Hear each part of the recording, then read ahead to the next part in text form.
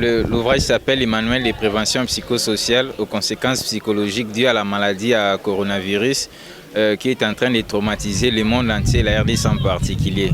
Et dans le contexte de notre pays où la précarité socio-économique prévaut dans tous les ménages, il y a les confinements qui s'appellent, il y a l'état d'urgence qui a été annoncé par le président de la République.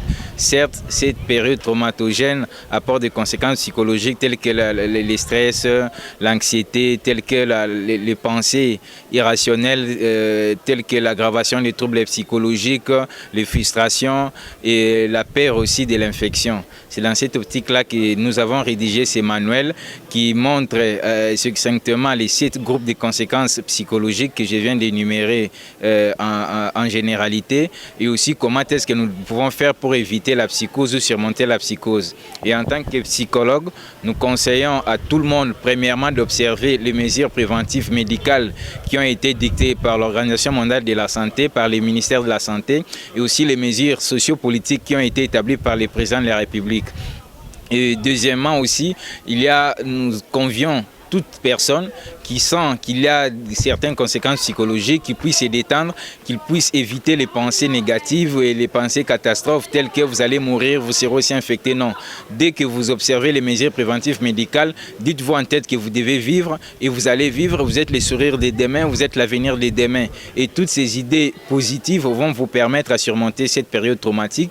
Et nous vous invitons également à éviter trop des émissions, des informations, les fake news et suivre toutes les informations sur le coronavirus. Suivez les informations mais avec modération, mais suivez trop les films, trop des documentaires, les théâtres, les comédies, ça va vous permettre de détendre. Et les manuels aussi conseillent les parents à aider les enfants à surmonter cette période traumatique avec les dialogues et tout. Les enfants aussi sont les grandes victimes de cette période. Et si les parents eux-mêmes sont traumatisés, et les enfants vivront les pires, puisque les conséquences psychologiques ne sont pas seulement pendant la période pandémique, mais aussi la post-période pandémique. Les conséquences peuvent se suivre et aussi durant toute la vie. Au cas du besoin, consultez un psychologue qui, à partir des théories des thérapies cognitivo-comportementales, va aider chacun de nous à surmonter cette pandémie. C'est comme ça que nous convions les gouvernements, puisque nous avons saisi les ministères de la Santé, à se saisir de ces manuels pour les mettre en œuvre dans la politique nationale de riposte contre la maladie à coronavirus. Et cela permettra à ce que dans toutes les provinces de notre pays, ces manuels soient mis en œuvre. Et à toutes les personnes de bonne volonté, les leaders d'opinion, toutes les personnalités de nous aider, puisque les manuels est une œuvre philanthropique altruiste. Nous ne les vendons pas, nous les faisons puisque nous avons l'amour de l'humanité, puisque nous avons ce devoir de servir la communauté. Et vous devez nous aider à l'impression de ces manuels pour qu'ils soient dispatchés sur toute l'étendue du pays et que le gouvernement en tienne compte. Et tous les médias doivent aussi tenir compte de la prise en charge psychosociale. Déjà, pendant les émissions, nous pouvons aider beaucoup de familles et comme la télévision a une large audience, beaucoup de familles peuvent être aidés par des concepts psychologiques à la télé. Et aussi, si c'est en direct, les populations peuvent poser leurs problèmes et on pose des questions. Et vous verrez que même si 100 personnes, au moins 20 à 25 personnes auront saisi la quintessence de la prévention psychosociale et ça va aider chacun de nous. La vie des Congolais est sacrée et la vie en vaut la peine. Et notre sacrifice et nos abnégations sont nécessaires et indispensables pour que la population congolaise surmonte cette période traumatogène. L'ouvrage s'appelle « Les manuels de prévention psychosociale aux conséquences psychologiques à la maladie à coronavirus en RDC ». Comme vous le savez, la RDC est confrontée non seulement à la situation socio-économique qui est trop précaire, mais il y a aussi cette pandémie qui aggrave notre santé mentale.